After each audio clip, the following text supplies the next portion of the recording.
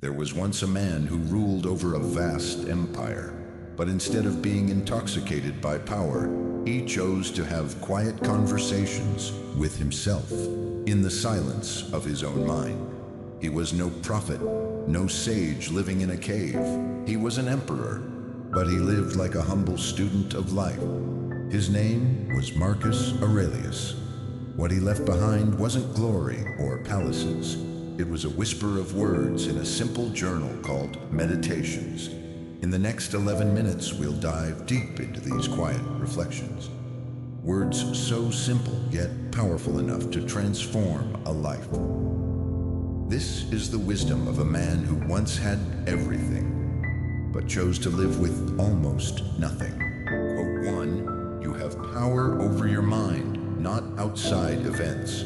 You have power over your mind, not outside events. Realize this, and you will find strength. Most of us search for strength in the external world. Validation, wealth, the approval of others. But Marcus pointed out a difficult truth. We do not control the world. We only control how we respond to it. Imagine this. Someone insults you. You can't control their words, but you can choose your response. React or remain still. Burn with rage or walk away with a smile. True strength doesn't come from power.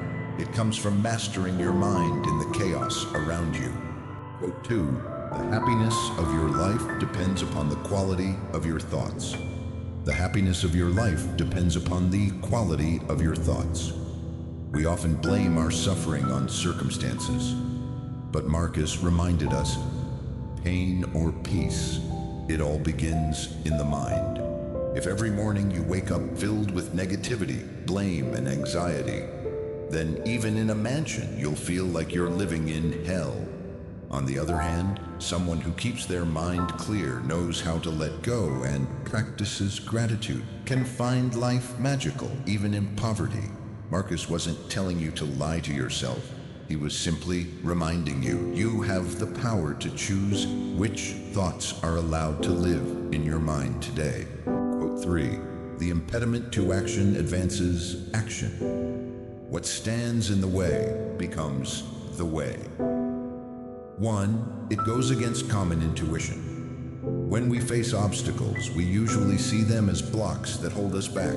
But Marcus teaches us a powerful truth. The obstacle itself can become the fuel that drives action forward. 2, turning obstacles into pathways. Instead of avoiding difficulties, we shift our mindset. Obstacle, analyze, adjust, act. For example, criticism might discourage you, but if you treat it as feedback, it becomes a tool for self-improvement. 3, how to apply this in daily life. Feeling stuck at work, ask, what is this challenge teaching me? Every failure, every setback contains a lesson that only hardship can reveal. The Stoic mindset of freedom and resilience. The Stoics didn't waste energy wishing the world were easier. They used what was in front of them. You can't remove all obstacles, but you can turn them into stepping stones. Don't avoid your challenges. Face them, use them, let them shape your path forward. Quote 4, you could leave life right now. Let that determine what you do, say, and think. You could leave life right now. Let that determine what you do, say, and think. Death is not distant. It stands quietly behind us, like a shadow that never leaves. Marcus didn't use this truth to cause fear, but to awaken awareness. If today were your last, would you still delay an apology? Would you live as if time were endless? This quote isn't meant to scare you. It's meant to remind you. Each moment is a gift. Live as if it's your final chance to act, to love, or to remain silent without regret. Quote 5, the best revenge is not to be like your enemy. The best revenge is not to be like your enemy. When you're hurt, the first instinct is revenge. But Marcus offers a deeper insight. The one who harmed you has already failed in character. Don't join them in that fall. Forgiveness is not forgetting, it's refusing to become something less than you are. You don't need to react. You need dignity. You don't need to win against someone. You just need not to lose yourself. Quote 6. Everything we hear is an opinion, not a fact. Everything we see is a perspective, not the truth. Everything we hear is an opinion, not a fact. Everything we see is a perspective, not the truth. Today's world is overwhelmed by noise. Everyone has their truth, and everyone believes they're right. Marcus teaches a vital virtue, healthy skepticism. Don't rush to believe, and don't rush to judge. Every person views life through their own lens, and so do you. To live wisely is to listen without attachment, observe without rushing to conclude, and always remember, you too might be wrong. Quote 7. Receive without pride, let go without attachment. We live in a world that teaches you to hold on to everything: success, relationships, status, and fear losing any of it. But Marcus Aurelius, at the height of his power as emperor, chose to live differently. He said, "Receive without pride, let go without attachment.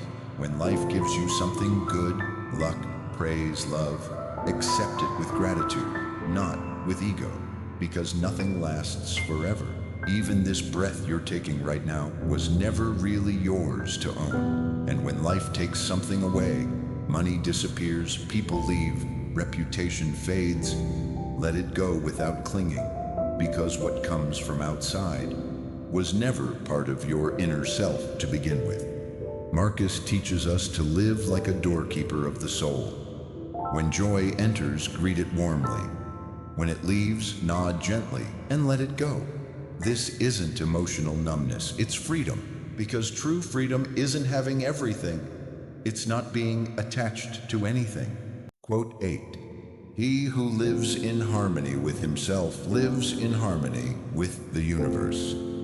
We often seek peace outside, in quiet places, in kind people, in perfect conditions. But Marcus says, peace doesn't come from the outside. It rises from within.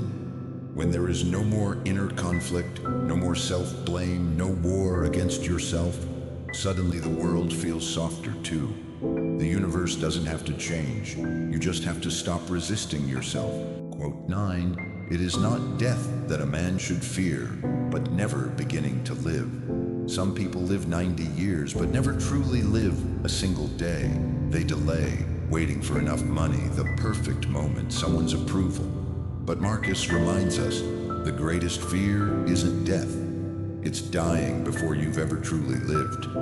You don't need a long life. You need one moment of real living. And if you start today, your life, whether short or long, will carry meaning. Quote 10. The soul becomes dyed with the color of its thoughts. What you think about each day, you become. If your mind is filled with anxiety, anger, or complaint, your soul will darken in the same shade. But if you plant noble, calm, and grateful thoughts, you will become someone entirely different. Marcus isn't talking about fake positivity.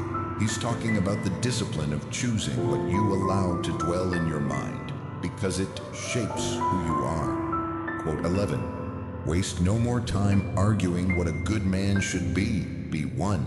The world is full of debate. What is a good person? Should we forgive? Should we be strict? Marcus didn't waste time in theory. He chose action. You don't need to preach. You don't need to prove. Just live with honesty, kindness, and responsibility. Because what you do always speaks louder than what you say. Quote 12.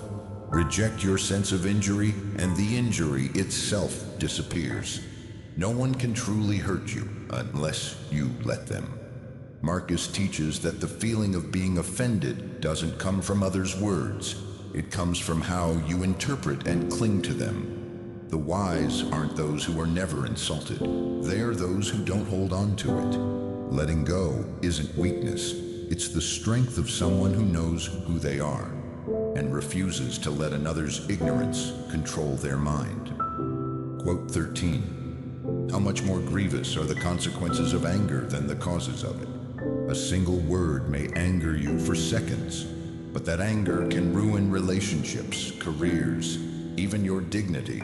Marcus warns us, it's not the event, but your reaction that causes the most harm. Don't ask, who made me angry? Ask, why am I so easily controlled? Self-restraint isn't about letting others win. It's about not losing yourself. Quote 14, if it is not right, do not do it. If it is not true, do not say it. Marcus didn't need 1,000 moral rules, just one simple standard.